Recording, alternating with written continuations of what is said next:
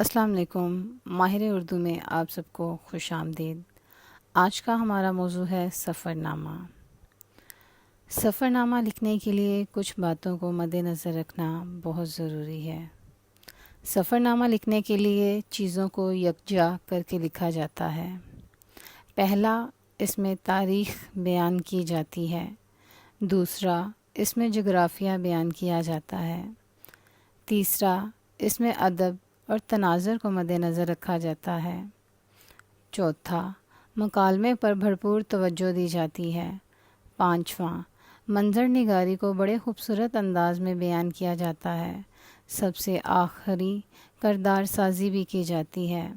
ان سب چیزوں کو آپس میں ایسا گون کر پیش کیا جاتا ہے کہ پڑھنے والے کو بیک وقت بہت چیزیں مل رہی ہوتی ہیں۔ سفر نامہ۔ میرا نام علی ہے۔ میں 5ویں جماعت کا طالب علم ہوں۔ آج میں آپ سب کو ایک خوبصورت سفر کے بارے میں بتاؤں گا، جس سفر سے میری بہت سی یادیں وابستہ ہیں۔ گرمیوں کی چھٹیاں ہوئیں۔ ابا جان نے منصوبہ بنایا، ان گرمیوں کی چھٹیوں میں ہم ضرور شہر سے باہر گھومنے کے لیے جائیں گے۔ ہمارا یہ سننا ہی تھا کہ ہم خوشی سے جھومنے لگے۔ آپ کو ایک چیز بتانا ہی بھول گیا، ہمارے گھر میں 5 افراد ہیں، میں، ابو، امی اور میری پیاری دادی اور دادا جان۔ میں بھاگا بھاگا اپنی دادی جان کے کمرے میں گیا اور ان سے کہا کہ ابا جان نے کہا ہے کہ کل ہم ضرور سفر کے لیے روانہ ہوں گے۔ کیا آپ کو علم ہے کہ ہم کدھر جا رہے ہیں؟ دادی جان نے مجھے اتنا پرجوش دیکھا تو مسکرا دیں اور کہا، علی بیٹا، تم بہت خوش ہو۔ ہاں، مجھے علم ہے کہ ہم کدھر جا رہے ہیں۔ ہم اس سال اپنے گاؤں جائیں گے۔ دوسرے دن ابا جان نے اپنے دوست کی گاڑی لے لی۔ امی جان اور ابا جان نے مل کر ساری پیکنگ کر لی۔ دادی جان نے امی جان سے کہا کہ کھانے پینے کی کچھ چیزیں رکھ لیں، کیونکہ سفر بہت طویل ہے، اس لیے ہمیں رستے میں کھانے پینے کے لیے رکنا نہیں پڑے گا۔ اگر ہم بنا رکے سفر کریں گے تو کم از کم ہم 2 سے 3 گھنٹے میں گاؤں پہنچ جائیں گے۔ امی جان نے مسکراتے ہوئے کہا، جی امی جان، میں نے سب چیزیں رکھ لی ہیں گاڑی میں۔ ابا جان اور دادا جان گاڑی کے آگے بیٹھے، میں، امی اور دادی جان گاڑی کے پیچھے بیٹھ گئے اور صبح 5 بجے ہم سفر کے لیے روانہ ہوئے۔ میں گاڑی کی کھڑکی والی سائڈ پر بیٹھا اور باہر کا منظر دیکھنے لگا۔ گاڑی بہت تیزی سے سفر طے کر رہی تھی۔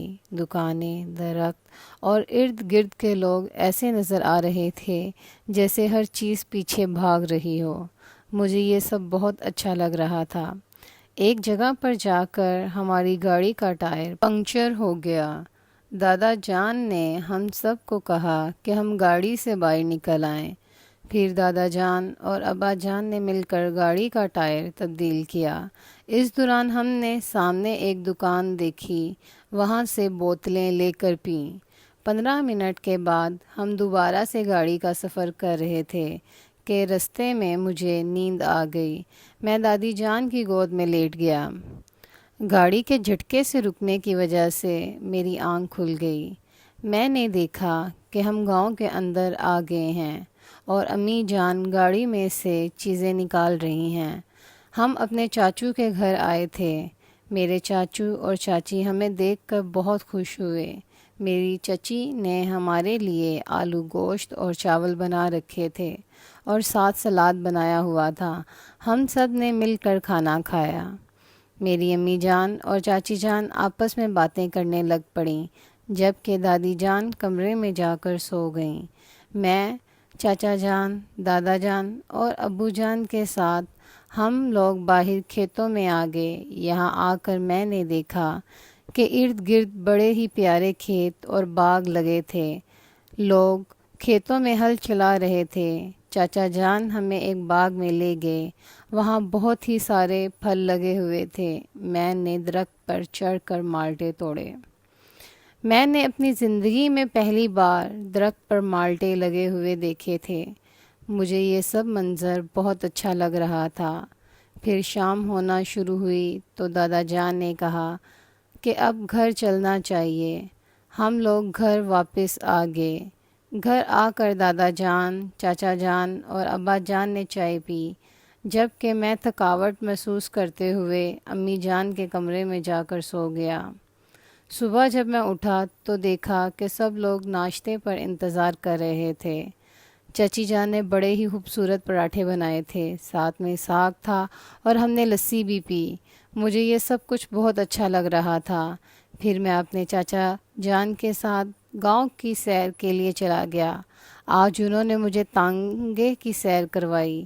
آج میں بہت خوش تھا۔ آج ہم نے واپسی پر گنا کھایا اور گنے کا رس بھی پیا۔ پھر 2 دن کے بعد ہم واپس اپنے گھر آ گئے۔ میں یہ سفر اپنی زندگی میں کبھی نہیں بھول سکتا۔ اپنی کاپی پر سفر نامہ لکھیں۔